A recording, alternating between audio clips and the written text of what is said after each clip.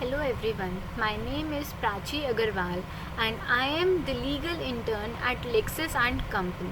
The topic for this video is culpable homicide and murder under IPC.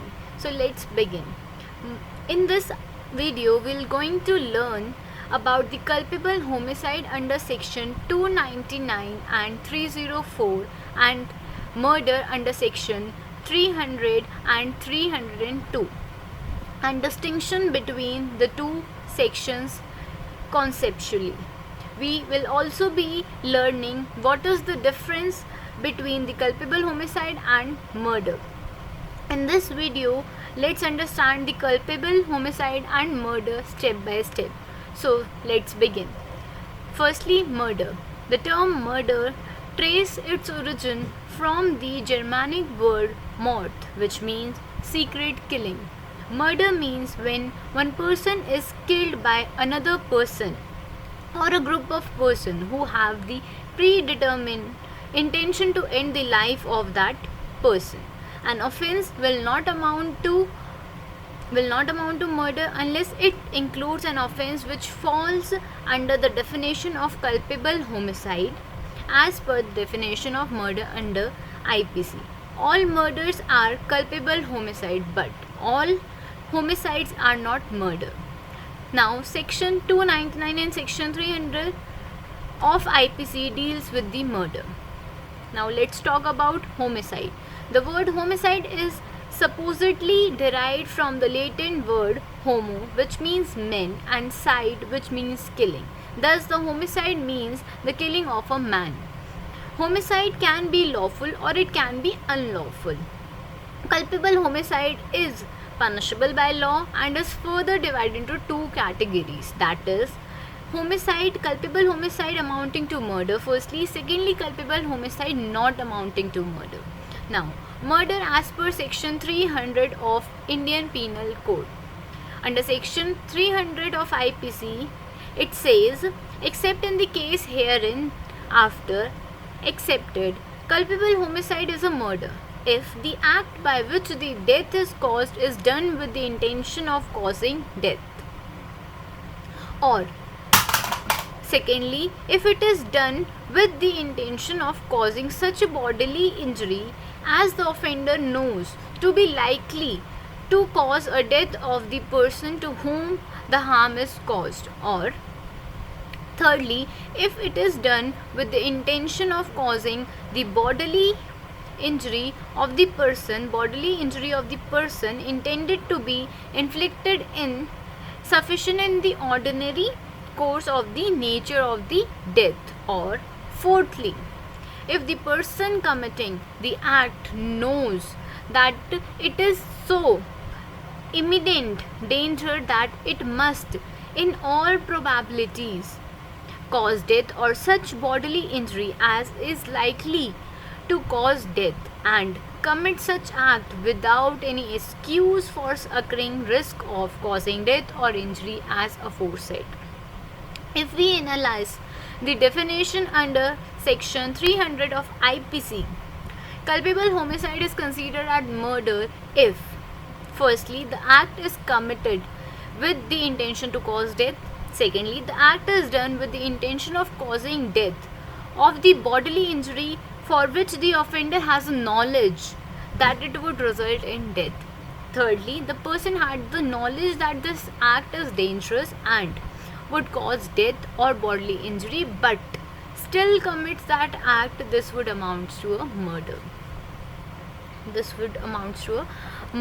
Now, the ingredients of murder: causing death firstly, secondly doing an act, thirdly the act must be done with the knowledge that that act is likely to be cause death of another person. Now, let's take some case law related to the topic. Virsa Singh versus State of Punjab, AIR 1958, Supreme Court 465. In this case, there was only one injury on Keem Singh, and both courts are agreeing that the application caused it. It was caused as the act As the result of the spiritual trust, to put it shortly, the prosecution must prove the following facts before bringing a case under section 300. Firstly, it must establish the quite objectively that the bodily injury is present. Secondly, the nature of the injury must be proved. These are the purely objective of investigation. Thirdly, it must be proved that there was an intention to inflict that particular bodily injury. That is to say, that it not accidentally or unintentionally or that other kind of injury was intended. Once these three elements are proved, the inquiry proceedings, and fourthly, it must be proved that injury of this type just described made up of the three elements set out above is sufficient to cause the death. Ordinarily course of nature, it does not matter that there would no intention to cause death. It does not matter if there is no knowledge that the act of this kind would likely to cause death. The question so far intention is concerned, purely subjective. It is whether he intended to kill or to inflict an injury or a particular degree of seriousness, but whether he intended to inflict the injury in question. And once the existence of the injury is proved and the intention is caused, it will be presumed unless the evidence or the circumstances variant an opposite conclusion. Now, the culpable homicide as per section 299 of IPC. Culpable homicide, it says, whosoever caused death by doing an act with the intention of causing death or with the intention of causing such a bodily injury as is likely to cause death, or with the knowledge that he is likely to cause such death by committing the offense of culpable homicide. Now, there are some points of distinction between the culpable homicide and murder. Let's discuss that. First point of difference is the phase, an act with the intention of cause death.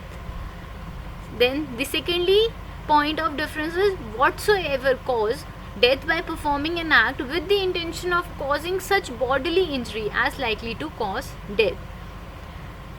So these are the some differences, that is bodily injury, intention, knowledge, etc. Third point of difference is if person causes death by doing an act with the knowledge that he is likely by such act is caused, this is the last condition laid down under section 299 of IPC. Thank you. I hope you like this video. If you like this video, please like, subscribe, share. Thank you.